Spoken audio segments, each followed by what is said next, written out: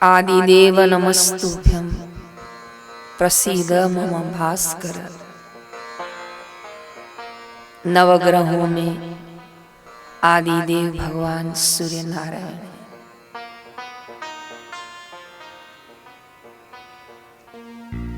किसी के जन्माक्षर देखे जाते हैं, जन्म पत्रिका देखी जाती है, तो उन 12 स्थानों में जहाँ भगवान सूर्य विराजमान होते हैं, उससे मनुष्य की आयुष्य, आरोग्य और उसकी बुद्धि का पता चलता है। जिसके कुंडली में सूर्य मजबूत है, शासन करता है वो व्यक्ति, उसकी बात 100,000 लोग सुनते हैं। आसपास के लोग उससे निर्णय लेने आते हैं। धन की उसको कमी नहीं होती। कभी वैद्य का दरवाजा नहीं खटखटाना पड़ता। निस्संदेह ऐसा सूर्य सबका नहीं होता, लेकिन अनंत अनंत कृपा गुरुदेव की कि जब से दीक्षा से जुड़े, सत्संग से जुड़े, वो दिन और आज का दिन मुझे और आपको ये याद नहीं होगा कि हमने किसी दिन भगवान सूर्य को अर्घ्य न दिया हो। हाँ, कदाचित कोई 19-20 समस्या रही होती, एक अलग बात है। बाकी सभी साधकों की नित्य नियम में सूर्य को अर्घ्य देना है। क्या बताऊं मैं आपको, किसी के घर मेरा निवास था और उनके घर कोई वास्तुशास्त्री उनके घर का मार्गदर्शन देने उनको आया था। हमारे कक्ष में भी आया क्योंकि घर उनका था, और उसके बाद उसने कुछ कुछ फेर फार घर में करवाए और 5-7 उपाय कागज पे लिख कर दे गया। उन 5-7 उपायों में एक था कि रोज भगवान सूर्य को अर्घ्य दें। घर के मुख्य द्वार के बाहर स्वास्तिक बनाएं। घर के सब सदस्य रसोई घर में मिलकर भोजन करें। घर में कपूर रखें, कपूर की आरती करें। हनुमान जी का चित्र बाहर लगाएं, गणेश जी का चित्र अंदर लगाएं। ऐसे 5-7 उन्होंने उपाय दिए थे। जब वो गए तो मैंने कहा, दिखाओ क्या उपाय दिए हैं। जब मैं उपाय पढ़ी, मैंने पूछा कितने पैसे दिए, तो कहा 5,000। मैंने कहा मुझे दे देते, मैं ही लिख देती ये उपाय। इसके लिए इसको क्यों बुलाया आपने। सूर्य की उपासना बापू ने प्रथम दिवस से, हम बच्चे थे ना, बाल संस्कार में जाती थी मैं, तब से मैं सूर्य को जल देती हूँ। स्वास्तिक जिस दिन प्रथम दर्शन हुए थे ना गुरुदेव के, हम स्कूल से गए थे, तो हमको भेंट में वो ब्लू पुट्ठे पे नहीं स्वास्तिक बना आता आश्रम, वो हमको भेंट में मिला था पहली बार, आज से 25 साल पहले, जयराम जी की। तो क्या उपाय, बड़ी बात दे दी, 5,000 ले गया। फिर तो आप सभी ऐसा कर सकते हो जयराम जी की। तो सूर्य की उपासना आदि अनंत है। ये तो मैं वास्तु के स्तर से बात कर रही हूँ। अब मैं आपको आगे की यात्रा करवा रही हूँ। भगवान सूर्य नारायण के जो भिन्न भिन्न मंत्र हैं, उनमें एक मंत्र भगवान सूर्य का ओम हिरण्यगर्भाय नमः। ये मंत्र उन साधकों को जप करना चाहिए जिनका लक्ष्य ईश्वर प्राप्ति है।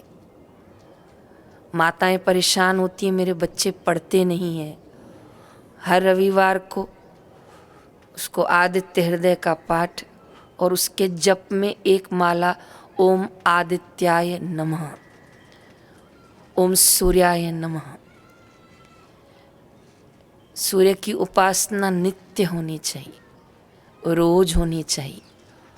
प्रभु श्री राम भी जब युद्ध के लिए प्रारंभ किए हैं तो सूर्य उपासना की है।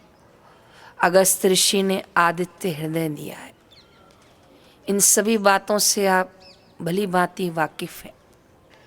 बस अब इतना पक्का कर लो कि जब सूर्य नारायण को अर्घ्य देंगे फिर 3 परिक्रमा उसी स्थान पर करेंगे।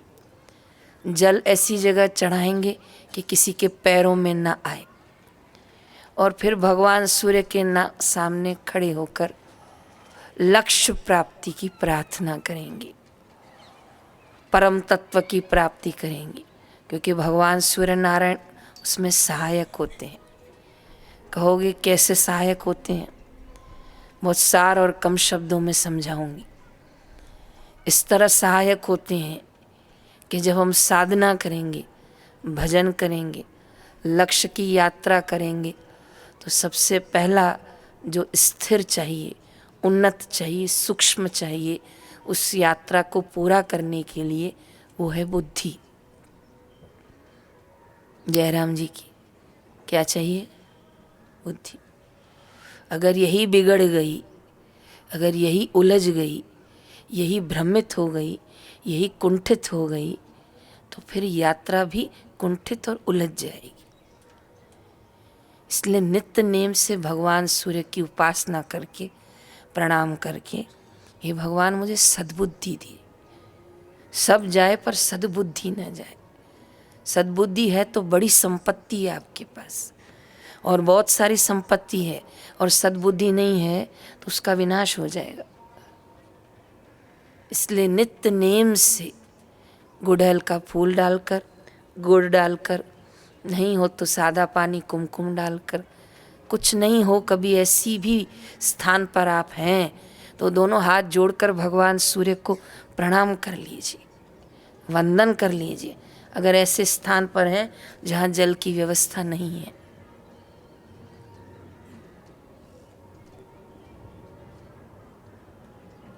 हमारे समाज में, जहाँ मैं जन्मी हूँ, सिंधी समाज में, वहाँ एक कहावत है कि रब रुसे त मत खसे। रब का मतलब परमात्मा, रुसने का मतलब नाराज। अगर परमात्मा नाराज हो जाए तो क्या होगा? बोले सबसे पहला उसकी मति, उसकी सद्बुद्धि छीन ली जाएगी। वो जो निर्णय करेगा वो गलत होगा, और जिस क्षण गलत निर्णय करेगा वो जाल फैलाता जाएगा।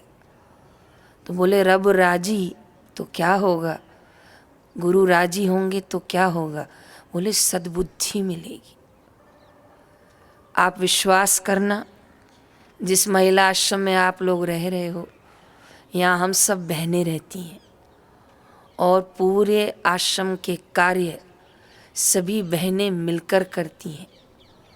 बड़े आश्रम, वहाँ भी सभी दैवी कार्य, सभी सेवा हमारे भाई स्वयं करते हैं। क्या वीडियो, क्या रोटी, क्या कंप्यूटर, क्या ऋषि प्रसाद, क्या बाल संस्कार, क्या अकाउंट्स, क्या मैनेजमेंट, आप बोलो कौन सी सेवा आश्रम में नहीं होती है। मैं क्षमा चाहती हूँ, मेरे प्रसंग पे ध्यान देना। मैं ये कहना चाहती हूँ, ये इतने दैवी कार्य जो चल रहे हैं, तो क्या ये सभी समर्पित साधक भाई बहन इतने बुद्धिशाली हैं क्या? हम लोग इतने हम पढ़े लिखे थे क्या? हम आए हैं यहाँ, इतनी सूक्ष्मता थी क्या हमारे पास? कुछ भी नहीं था। लेकिन जैसे गुरुद्वार पर आए, गुरुदेव ने कृपा की, हम सबको नियम से बांधा, और जैसे जैसे हम नियम करते गए, साधन करते गए, सूर्य नारायण को उपासना करते गए, तो आज गुरु कृपा से वो स्थिति है कि कभी किसी व्यक्ति को काम करने के लिए बाहर से बुलाना नहीं पड़ता। ये इस आश्रम में नहीं, भारत के 350 आश्रमों में ऐसे ही गुरु कृपा का साम्राज्य है कि सबको बुद्धि प्राप्त हुई, सबको सद्बुद्धि प्राप्त हुई, क्योंकि बापूजी ने विनियोग करवाया लक्ष्य प्राप्ति अर्थे, परमात्मा प्राप्ति अर्थे। बुद्धि निखर गई, खिल गई, खुल गई। फिर सात्विक आहार, सात्विक वातावरण। अभी आप लोग बैठे हो, कितनी पॉजिटिव ऊर्जा चारों ओर से महसूस हो रही है। क्यों लोग सुसाइड करते हैं, क्यों लोग परेशान होते हैं? क्योंकि आत्मविश्रांति नहीं है, सद्बुद्धि नहीं है, बुद्धि उलझ जाती है, परेशान हो जाती है, आखिर गलत चयन कर लेती है। तो ये अनंत कृपा है गुरुदेव की कि हम लोगों को ये उपासना के मार्ग बताए, और अंततः तो गुरु जी ने कृपा बरसाने में कमी न रखी। सूर्य की उपासना तो सिखाई, लेकिन अंत में गुरुदेव ने सत्संग के माध्यम से हमें ये भी पक्का करवा दिया कि सूर्य का जो आधार है वही मेरा तत्व है, वही मेरी आत्मा है, वो दो नहीं है, एक है। तो इतना सूक्ष्म दर्शन, इतना सूक्ष्म ज्ञान गुरुद्वार से ही मिलता है। तो मैं नम्र निवेदन कर रही हूँ कि आप तो सूर्य उपासना करें, पर अपने विद्यार्थी बच्चों को भी पक्का करवा लें, जब तक अर्घ्य न दोगे, जल न चढ़ाओगे, भोजन नहीं मिलेगा, नाश्ता नहीं मिलेगा। ये नियम उनके जीवन में जरूर होने चाहिए।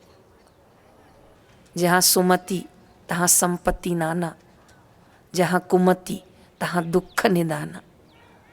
सुमति होगी तो सब प्रकार की संपत्तियाँ देर सवेर स्वतः आएंगी। कुमति होगी तो एक विपत्ति जाएगी, दूसरी विपत्ति आएगी। तो सूर्य नारायण भगवान सुमति देते हैं, सद्बुद्धि देते हैं। और इन पोष के मास में तो विशेष सूर्य के सम्मुख बैठना चाहिए। तो आदि अनंत प्रथम पूजनीय भगवान सूर्य हैं। कई बार बापूजी को भी दर्शन किया है कि गुरुदेव भगवान सूर्य को अर्घ्य दे रहे हैं, प्रभु श्री राम अर्घ्य दे रहे हैं, भगवान श्री कृष्ण उपासना कर रहे हैं, अगस्त ऋषि अर्घ्य दे रहे हैं, भरद्वाज ऋषि अर्घ्य दे रहे हैं। तो भगवान से प्रार्थना करिएगा अर्घ्य देने के बाद सद्बुद्धि बनी रहे। जब लोभ आएगा ना बुद्धि में, तो गलत निर्णय चयन हो जाएगा। जब ईर्ष्या आएगी बुद्धि में, तो गलत निर्णय ले लोगे। जब कोई शौक आएंगे तो गलत निर्णय ले लो। तांबे का लोटा जैसे घिसते जाओगे ऐसे चमकता जाएगा, ऐसे नाम सुमरन जैसे करते जाओगे वैसे बुद्धि निखरती जाएगी।